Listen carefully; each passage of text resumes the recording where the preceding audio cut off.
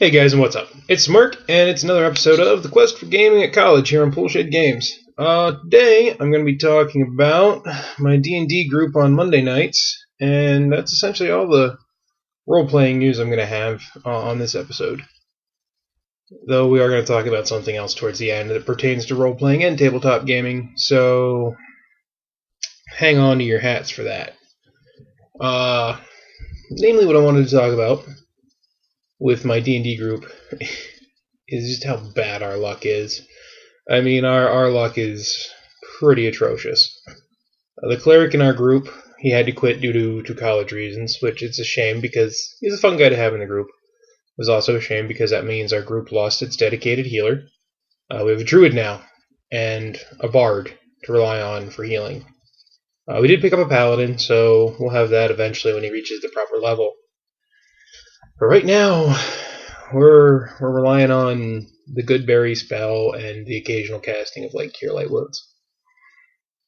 But anyway, the group this Monday was down a couple of players, and we got a new player. So instead of continuing the campaign we are doing, which we are in the swamp, the DM decided that we would instead do a little one-off adventure where we would get to keep major loot and money we found, and we would get the experience from it for the characters we have.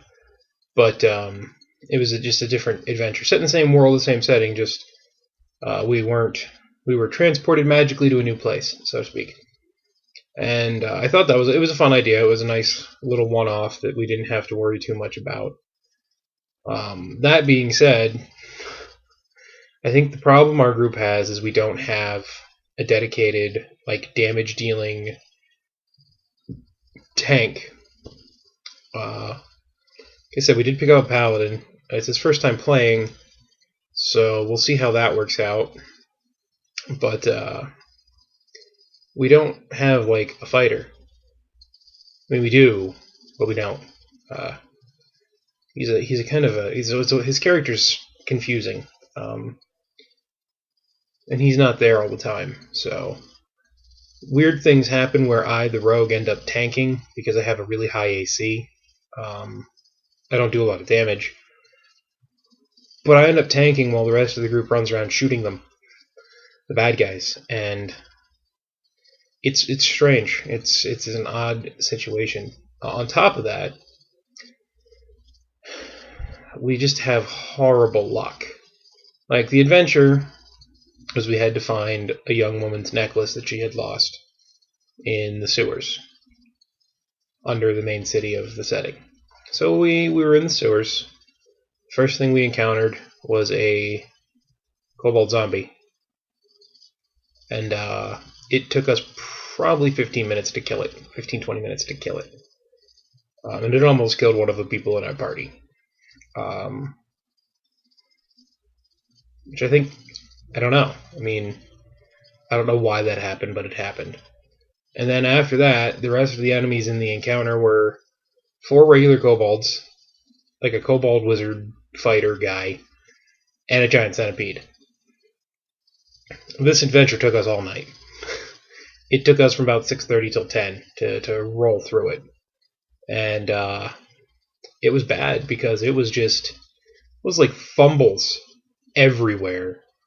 Our two-handed fighting ranger dropped both his weapons. I dropped my short sword, and then in a turn after, I dropped my dagger. One of the guys in the party with a bow fumbled and shot another guy in the back. One of our guys in the back, which happens sometimes when you fumble. Like I said, it was a horrible, horrible showing of our adventurers' pluckiness. It was amusing, but we were pretty pillow-fisted that game around. But next Monday, we will be coming back to the regular game, hopefully getting out of the swamp and going to get the honey that we need to make mead, which we thought would be the easiest of the making money quests, and because of a mishap that the group had, originally, it's turned into quite an adventure. Instead of just taking the road to the giant bee area, we're going through a swamp and all kinds of fun things. The playtesting group is kind of on hold. This was another week where I had a lot of homework, so I kind of said I just can't play this week, and I know that my roommate is looking to bring it to a close. It'll probably be the next 1 or 2 times we get together will be the last of that. I feel. I mean, I could be wrong, but I think that's what's going to happen. And then Friday night that passed. We didn't play Pathfinder. We played Dystopian Wars. We played Dystopian Wars. And this Friday coming up, we won't be playing Pathfinder. We will be playing the special one-off Halloween game that I'm going to be putting up next week. Hopefully in manageable chunks for everybody to watch and enjoy. Now, speaking of how badly we did Monday night, and thinking back to the horrible experience with the Dystopian Wars game that I had, I wanted to talk about something that I think everybody experiences in gaming, and that is the fickleness of dice rolling. Like I said, there was just so many ones rolled Monday night. It was silly bad, and there weren't a whole lot of 20s to balance out the bad. And Friday night, sometimes, I made tactical errors in some placements of my boats and ships, but when one side's rolling all 4, 5s, and 6s, and a lot of times you're rolling your attack dice and you're getting 1s and 2s and 3s, it's just not going to turn out well for you. And it's just the way it works, because dice are fickle and they're luck-based. I mean, they're not luck-based, but it's a luck. You're looking at luck. And luck can turn on you real quick. But, it's not the past experiences of the bad luck, they've not been the worst that I've ever experienced. We used to have a guy in our D&D group back home that, he would fumble at least once every time we played. One game, he managed to shoot my cleric in the back while he was standing in front of me.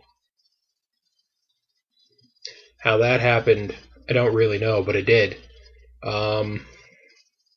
Another time we played Shadowrun and he was trying to tail somebody and he rolled 4 1s for his tailing check and rear-ended the person he was tailing. So yes, sometimes dice can be fantastic and they can be really helpful and you can just roll fantastic the entire time. And other times they can betray you and just be miserable. And I know everybody has their own little dice superstitions. Some of us say that we don't, but we do.